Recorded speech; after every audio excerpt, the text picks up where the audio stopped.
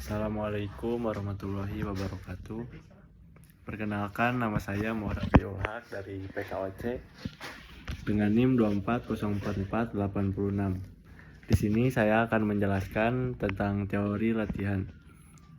Pengertian latihan sendiri adalah proses sistematis dan berulang dengan peningkatan beban secara bertahap. Adapun tujuannya yaitu untuk mengembangkan fisik multiteral, fisik khusus olahraga, keterampilan teknis dan taktis, psikologis, kesehatan dan pencegahan cedera, dan pengetahuan teoritis. Ada juga klasifikasi keterampilan. Klasifikasi keterampilan ada siklis, asiklik, gabungan, keterampilan siklik, dan keterampilan asiklik. Keterampilan siklik adalah gerakan berulang seperti olahraga lari dan renang. Kalau asiklik adalah gerakan sekali seperti tinju dan senam. Kalau gabungan yaitu campuran siklik dan asiklik. Olahraganya seperti lompat jauh dan loncat indah. Berikutnya ada sistem latihan. Sistem latihan dibangun dari teori, ilmu, dan pengalaman praktis. Perlu disesuaikan dengan konteks sosial dan budaya. Ilmu olahraga penting dalam membentuk sistem pelatihan modern. Sistem harus dievaluasi secara terus-menerus, termasuk adaptasi fisiologis, performa maksimal, aerobik atau anaerobiknya, efektivitas struktur pelatihan. Selanjutnya ada adaptasi dalam latihan. Latihan adalah proses stres fisik dan mental yang sistematis. Adaptasi diperlukan untuk menghindari kelelahan ataupun overtraining. Tujuan utama latihan yaitu untuk meningkatkan stimulus, adaptasi, dan peningkatan performa. Beban harus ditingkatkan secara progresif dan bervariasi. Maka dari itu, adaptasi dalam latihan itu sangat penting untuk tidak terjadinya overtraining atau kelelahan fisik secara berlebihan. Selanjutnya ada spesifisitas adaptasi. Adaptasi terjadi secara spesifik berdasarkan jenis latihan, energi, dan keterampilan olahraga. Semakin kompleks olahraga, semakin lama adaptasi yang dibutuhkan. Adaptasi utama meliputi sistem neuromuskular, metabolik, dan kardiorespirasi. Berikutnya ada efek latihan. Efek latihan ada secara langsung. Secara langsung contohnya seperti respon fisiologi saat latihan, seperti heart rate naik ataupun kelelahan. Adapun efek latihan tertunda seperti peningkatan performa muncul setelah pulih dari kelelahan. Ada juga kumulatif, yaitu hasil dari serangkaian sesi latihan. Berikutnya ada superkompensasi. Teori superkompensasi menggambarkan hubungan latihan, pemulihan, dan peningkatan performa. 4 fase superkompensasi. Yang pertama, ada kelelahan awal, yaitu di waktu 1-2 jam. Kedua, ada kompensasi di waktu 24 jam sampai 48 jam. Yang ketiga, ada super kompensasi dari 36 jam sampai 72 jam. Yang keempat, ada involusi 3-7 hari. Performa menurun jika tidak ada stimulus baru. Selanjutnya ada sistem energi.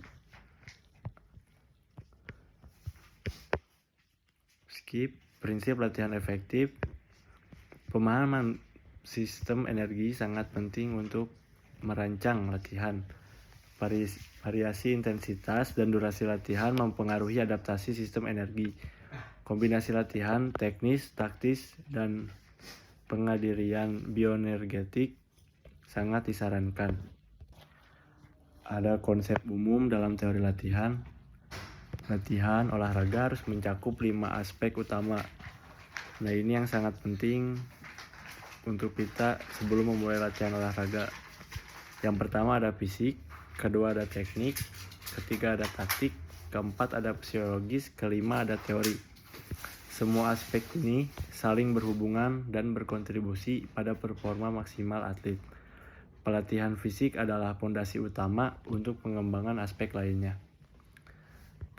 Pelatihan fisik tersendiri memiliki tujuan, yaitu untuk meningkatkan potensi fisiologi, mengembangkan kemampuan biomotorik. Jenis pelatihan fisik seperti fokus pada volume tinggi, intensitas rendah, cocok untuk pemula dan awal musim. Latihan dan adaptasi. Latihan fisik bertahap dari umum sampai khusus. Untuk atlet tingkat lanjut, latihan spesifik lebih dominan daya tahan. Latihan untuk pengembangan, contohnya fisik umum, kekuatan, fleksibilitas, dan daya tahan. Contoh olahraganya adalah kalistenik, lompat tali, ataupun lintas olahraga. Kedua ada biometer spesifik, fokus pada pola gerak dan otot utama. Contohnya adalah power clean, squat, dan biometrik. Selanjutnya ada pelatihan teknik. Teknik adalah cara melakukan keterampilan. Teknik yang baik akan menghasilkan efisiensi energi tinggi. Pelatihan teknik harus disesuaikan dengan tingkat kemampuan, tahapan perkembangan, gaya belajar. Langsung saja ke kesimpulan. Kesimpulannya adalah latihan fisik adalah fondasi utama untuk teknik dan taktik. Dan teknik dan taktik perlu disempurnakan secara progresif. Latihan harus diindividualisasi dan variatif agar tidak stagnan. Pengetahuan teori mendukung pemahaman latihan dan kinerja. Konsep utama manipulasi variabel latihan. Efektivitas program latihan fisik bergantung pada 3 variabel utama. Yang pertama ada volume, intensitas, dan frekuensi. Volume adalah total pekerjaan yang dilakukan, dan intensitas seberapa berat atau cepat pekerjaan yang dilakukan. Adapun frekuensi yaitu seberapa sering latihan dilakukan. Nah, pelatih harus bisa menyesuaikan ketiga variabel ini berdasarkan tujuan fisiologis dan psikologis atlet serta kebutuhan kompetisi. Yang pertama ada volume latihan.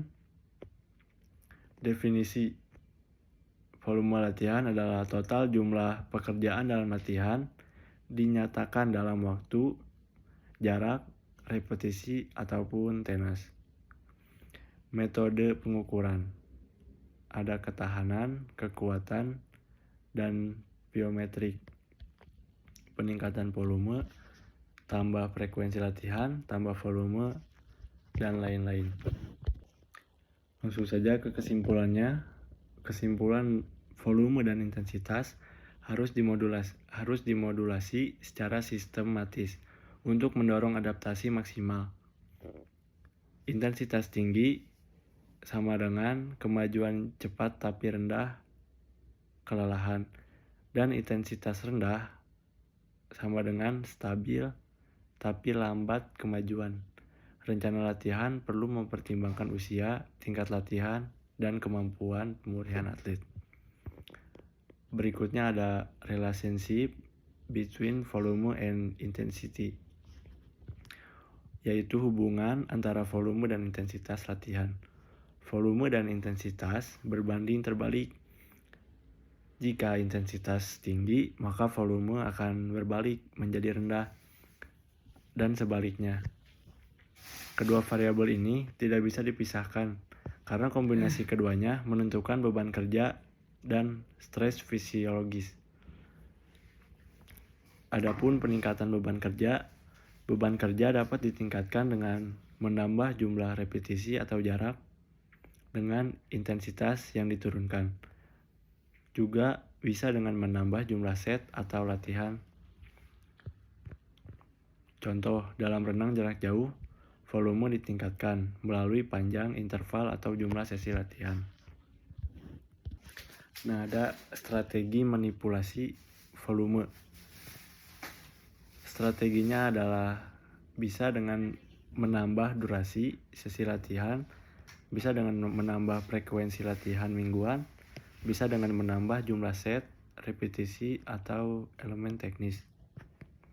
Dan untuk memanipulasi intensitas, bisa dengan menambah kecepatan atau tempo, bisa dengan tambahnya beban, kurang waktu istirahat.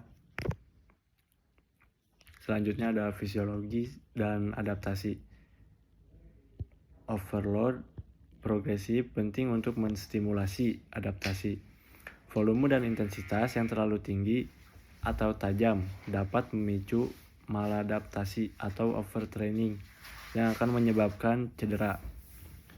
Juga beban harus disesuaikan dengan kapasitas atlet dan fase periodisasi. Selanjutnya ada beban eksternal dan internal. Beban eksternal yaitu volume, intensitas, frekuensi. Beban internal adalah reaksi fisiologis dan psikologis. Selanjutnya ada periodisasi dan tahapan. Fase persiapan awal bisa dengan volume tinggi, intensitas rendah, pondasi. Jika menjelang kompetisi, intensitas tinggi, volume dikurangi atau performa sampai puncak. Selanjutnya ada frekuensi dan kepadatan. Frekuensi adalah jumlah sesi atau per minggu. Kepadatan relatif, persentase waktu kerja dari total sesi. Kepadatan absolut adalah waktu kerja aktual dibanding total waktu sesi istirahat. Selanjutnya ada kompleksitas latihan. Semakin kompleks teknik atau kegiatan, misal permainan taktis, semakin tinggi intensitas fisiologi. Juga pelatih harus mempertimbangkan ini saat menyusun rencana latihan. Jadi kesimpulannya, kombinasi antara volume, intensitas, frekuensi, dan kompleksitas harus disesuaikan dengan spesifikasi olahraga, fase latihan tahunan, kapasitas dan level atlet. Kunci adalah di individualisasi, monitoring, dan progresivitas. Berikutnya ada materi LTAD. Pengertian LTAD adalah pendekatan pembinaan atlet jangka panjang berdasarkan usia biologis atau tingkat kematangan, bukan usia kronologis. Fokusnya pada pengembangan atlet dengan dukungan pelatih, ilmu olahraga, dan sistem yang terintegrasi. Masalah dan tantangan dalam sistem olahraga, campur aduknya, program antara atlet muda dan atlet dewasa, serta antara pria dan wanita. Ada juga dominasi pelatihan berdasarkan usia kronologi, kurangnya pemahaman pelatih, minimnya integrasi antara sains olahraga dan pelatihan, tidak adanya jalur karir pelatih dan sistem pendekatan bakat, kurangnya sinergi antara sekolah dan klub. Manfaat LTAD yang pertama, dapat menyediakan jalur pembinaan yang jelas dan konsisten. Yang kedua, dapat memandu pelatih dalam menyusun program latihan dan pemulihan. Yang ketiga, bisa meningkatkan konsistensi dan performa atlet. Yang keempat, dapat mencegah cedera, kejenuhan, dan spesialis dini. Berikutnya ada 5 prinsip kunci LTAD. Yang pertama adalah 10-year rule. Diperlukan 10 tahun atau 10.000 jam latihan untuk mencapai tingkat elit.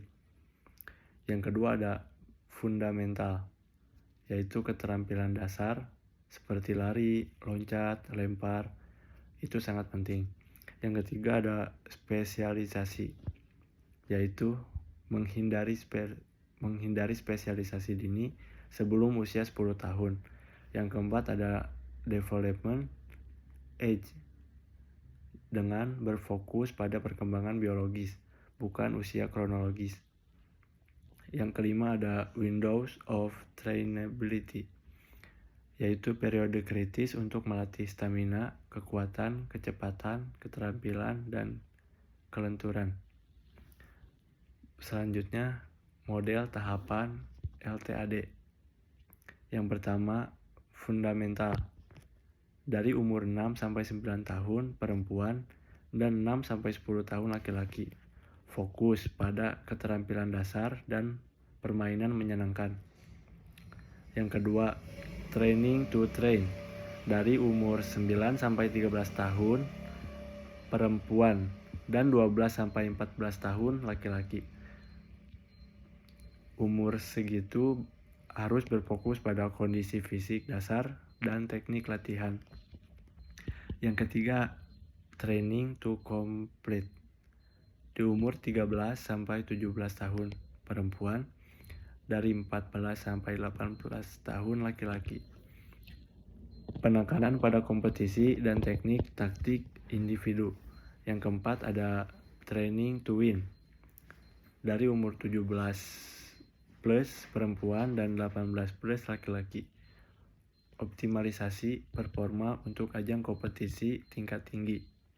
Yang kelima ada retirement atau retainment, yaitu pemeliharaan partisipasi jangka panjang 6-7 untuk spesialisasi lambat termasuk learn to train dan active start.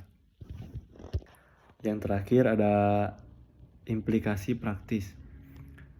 Yang pertama, orang tua. Orang tua akan mendapat wawasan tentang pertumbuhan anak dan pentingnya aktivitas fisik. Pelatih juga harus memahami perkembangan fisik, mental, dan emosional. Klub perlu menyediakan program dari usia dini dan menjalin kerjasama dengan sekolah. Dan perekrutan berdasarkan kecocokan fisiologis dan tahapan perkembangan. Sistem pertandingan harus mendukung proses pembinaan. Peralatan disesuaikan dengan ukuran dan kemampuan anak. Waktu mulai belajar, yaitu idealnya sejak usia 11-16 tahun. Jika lebih dari 16 tahun itu sudah termasuk training to win. Dan metode pengajarannya disesuaikan dengan karakteristik usia dan pengembangan atlet. Sekian dari saya. Assalamualaikum warahmatullahi wabarakatuh.